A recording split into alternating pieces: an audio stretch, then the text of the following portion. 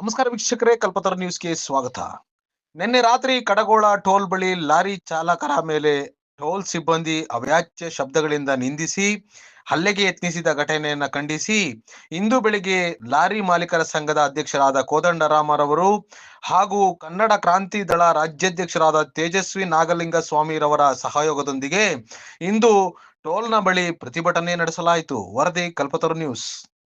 ನಾನು ಹತ್ತಿಂದ ಟೋಲ್ ಕಟ್ಟಾಗಿದ್ದು ಗಾಡಿ ಫಾಸ್ಟ್ ಆಗಿದೆ. ಅಮೌಂಟ್ 80 ರೂಪಾಯಿ ಇತ್ತು.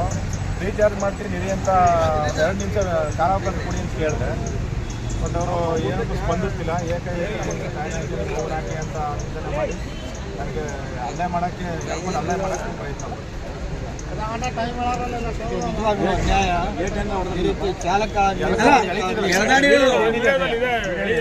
ಲಾರಿ ಓಡಿಸ್ಕೊಂಡು ಬರುವಾಗ ಈ ರೀತಿ ದಬ್ಬಾಳಿಕೆ ಆದರೂ ಯಾರು ತಡೀಲಿಕ್ಕಾಗೋಲ್ಲ.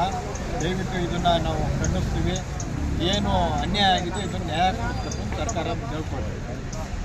ಒಂದು ವಿಚಾರ ತಿಳ್ಕೊಬೇಕಾದ್ರೆ ಯಾವುದೇ ಒಬ್ಬ ಚಾಲಕನು ಸಹ ವಿದ್ಯಾವಂತನಾಗಿರಲ್ಲ. ಸ್ವಲ್ಪ ವಿದ್ಯಾವಂತರೇ ಅತಿ ಹೆಚ್ಚು ಚಾಲಕರು ನಮ್ಮ ದೇಶದಲ್ಲಿ ಇದ್ದಾರೆ. ಅವಿದ್ಯಾವಂತರಾಗಿರೋದ್ರಿಂದ ಮೆಸೇಜಲ್ಲಿ ಆ ಫಾಸ್ಟ್ಯಾಗಲ್ಲಿ ದುಡ್ಡಿದೆಯೋ ಇಲ್ಲೋ ಅನ್ನೋದನ್ನು ನೋಡ್ಕೊಳ್ಳೋದಕ್ಕೆ ಅವ್ರಿಗೆ ಸರಿಯಾಗಿ ಸಮಯದಲ್ಲಿ ಗೊತ್ತಾಗಲ್ಲ. ಆ ಒಂದು ವಿಚಾರದಲ್ಲಿ ಅದನ್ನು ಸಿಬ್ಬಂದಿ ವರ್ಗದವರು ಅದನ್ನು ತಿಳಿಸಿ ನಿನ್ನ ಇದು ಅಮೌಂಟ್ ಇಲ್ಲ ಅಪ್ಪ ಇದಕ್ಕೆ ಮತ್ತೆ ರೀಚಾರ್ಜ್ ಮಾಡೋ ಅಂತ ಹೇಳಿದ್ರೆ ಮಾಡ್ತಾರೆ. ಅದನ್ನು ಬಿಟ್ಟು ರಸ್ತೆಯಲ್ಲಿ ನಿಲ್ಲಿಸಿ ಚಾಲಕನ ಮೇಲೆ ಸಾಕಷ್ಟು ಮಾರಣಾಂತಿಕ ಹಲ್ಲೆಗಳನ್ನ ನಡೆದಿರೋಂಥದ್ದು ಇಡೀ ಭಾರತ ದೇಶದಲ್ಲಿ ಸಾಕಷ್ಟಿದೆ. ಇದು ತುಂಬ ಅಪರಾಧ.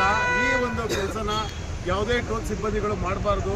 ಸರ್ಕಾರ ಕೂಡಲೇ ಈ ಕಡೆ ಗಮನ ಹರಿಸಬೇಕು. ದಯವಿಟ್ಟು ಈ ಥರ ಗುಂಡಾವರ್ತನೆ ಮಾಡೋಂಥವ್ರಿಗೆ ದಯವಿಟ್ಟು ಕೇಸ್ಗಳನ್ನ ಮಾಡಿ ಈ ರೀತಿ ಮುಂದೆ ಆಗಬಾರ್ದಾಗೆ ತಡಿಬೇಕಾಗುತ್ತೆ. ಯಾಕೆಂದರೆ ಈ ಅಮಾಯಕ ಚಾಲಕರ ಮೇಲೆ ದಿನನಿತ್ಯ ಈ ಥರ ದೌರ್ಜನ್ಯಗಳಿದ್ರೆ ಏನು ಮಾಡ್ಲಿಕ್ಕೆ ಸಾಧ್ಯ? ತಿಂಗಳಾನ್ಗಟ್ಟಲೆ ಊರು ದೇಶ ಎಲ್ಲ ಬಿಟ್ಟು ಮನೆ ಮಕ್ಕಳು ಹೆಂಡತಿ ಮಕ್ಕಳೆಲ್ಲ ಬಿಟ್ಟು ಬಂದಿರ್ತಾರೆ. ಅಂಥವ್ರ ಮೇಲೆ ದಿನನಿತ್ಯ ಹಲ್ಲೆ ನಡೆಸೋಂಥದ್ದು ತುಂಬ ಅಕ್ಷಮ್ಯ ಅಪರಾಧ. ಇದನ್ನು ದಯವಿಟ್ಟು ಖಂಡಿಸಬೇಕು. ಇನ್ನು ಮುಂದೆ ಈ ರೀತಿ ಆಗಬಾರ್ದಂಗೆ ಮತ್ತು ಏನು ನಿನ್ನೆ ಅವಾಚ್ಯ ಶಬ್ದಗಳಿಂದ ನಿಲ್ಲಿಸಿದ್ದಾರೆ ಅವ್ರ ಮೇಲೆ ಕಠಿಣವಾದ ಕ್ರಮ ತೆಗೆದುಕೊಳ್ಬೇಕು. ಈ ಕೂಡಲೇ ಅವ್ರನ್ನ ಬಂಧಿಸಬೇಕು ಅಂತೇಳಿ ನಮ್ಮ ಎಲ್ಲರ ಆಗ್ರಹ ಆಗಿರ್ತದೆ. ದಯವಿಟ್ಟು ಇಲ್ಲಿಗೆ ಯಾರು ಜಿಲ್ಲಾ ಅಧಿಕಾರಿಗಳಿರ್ತಾರೆ ಅವರು ದಯವಿಟ್ಟು ಈ ಸ್ಥಳಕ್ಕೆ ಆಗಮಿಸಬೇಕು. ಆ ನಂತರ ನಾವು ಇಲ್ಲಿ ಪ್ರತಿಭಟನೆಯನ್ನು ಕೈ ಬಿಡ್ತೇವೆ. ಇಲ್ಲಾಂದರೆ ನಾವು ಇನ್ನೂ ಹೆಚ್ಚಿನ ರೀತಿಯಲ್ಲಿ ಜನ ಎಲ್ಲ ಲಾರಿ ಚಾಲಕರು ಮಾಲೀಕರೆಲ್ಲ ಸೇರಿ ಇನ್ನೂ ಹೆಚ್ಚಿನ ಮಟ್ಟದಲ್ಲಿ ಹೋರಾಟ ಮಾಡಬೇಕಾಗತ್ತೆ ಅಂತ ಹೇಳಿ ಈ ಮೂಲಕ ನಾವು ತಿಳಿಸಕ್ಕೆ ಬಯಸ್ತಾ ಇದ್ದೀವಿ. ಧನ್ಯವಾದಗಳು. ಏನಕ್ಕೂ ಸ್ಪಂದಿಸ್ತಿಲ್ಲ. ನನಗೆ ಅನ್ಯಾಯ ಮಾಡೋಕ್ಕೆ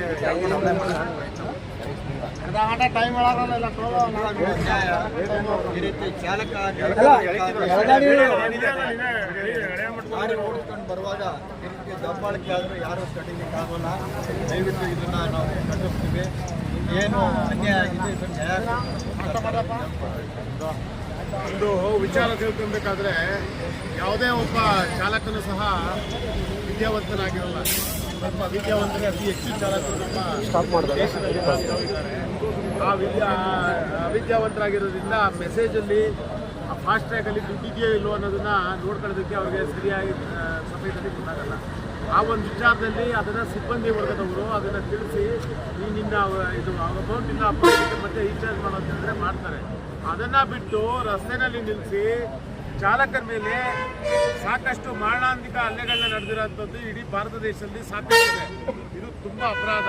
ಈ ಒಂದು ಕೆಲಸನ ಯಾವುದೇ ಟೋಲ್ ಸಿಬ್ಬಂದಿಗಳು ಮಾಡಬಾರ್ದು. ಸರ್ಕಾರ ಕೂಡಲೇ ಈ ಕಡೆ ಗಮನ ಹರಿಸಬೇಕು. ದಯವಿಟ್ಟು ಈ ಥರ ಗುಂಡಾವರ್ತನೆ ಮಾಡೋಂಥವ್ರಿಗೆ ದಯವಿಟ್ಟು ಕೇಸ್ಗಳನ್ನ ಮಾಡಿ ಈ ರೀತಿ ಮುಂದೆ ಆಗಬಾರ್ದಾಗೆ ತಡಿಬೇಕಾಗುತ್ತೆ. ಯಾಕೆಂದರೆ ಈ ಅಮಾಯಕ ಚಾಲಕರ ಮೇಲೆ ದಿನನಿತ್ಯ ಈ ಥರ ದೌರ್ಜನ್ಯಗಳಿದ್ರೆ ಏನು ಮಾಡ್ಲಿಕ್ಕೆ ಸಾಧ್ಯ? ತಿಂಗಳಾನ್ಗಟ್ಟಲೆ ಊರು ದೇಶ ಎಲ್ಲ ಬಿಟ್ಟು ಮನೆ ಮಕ್ಕಳು ಹೆಂಡತಿ ಮಕ್ಕಳೆಲ್ಲ ಬಿಟ್ಟು ಬಂದಿರ್ತಾರೆ. ಅಂಥವ್ರ ಮೇಲೆ ದಿನನಿತ್ಯ ಹಲ್ಲೆ ನಡೆಸೋಂಥದ್ದು ತುಂಬ ಅಕ್ಷಮ್ಯ ಅಪರಾಧ. ಇದನ್ನು ದಯವಿಟ್ಟು ಖಂಡಿಸಬೇಕು. ಇನ್ನು ಮುಂದೆ ಈ ರೀತಿ ಆಗಬಾರ್ದಂಗೆ ಮತ್ತು ಏನು ನಿನ್ನೆ ಅವಾಚ್ಯ ಶಬ್ದಗಳಿಂದ ನಿಲ್ಲಿಸಿದ್ದಾರೆ ಅವ್ರ ಮೇಲೆ ಕಠಿಣವಾದ ಕ್ರಮ ತೆಗೆದುಕೊಳ್ಬೇಕು.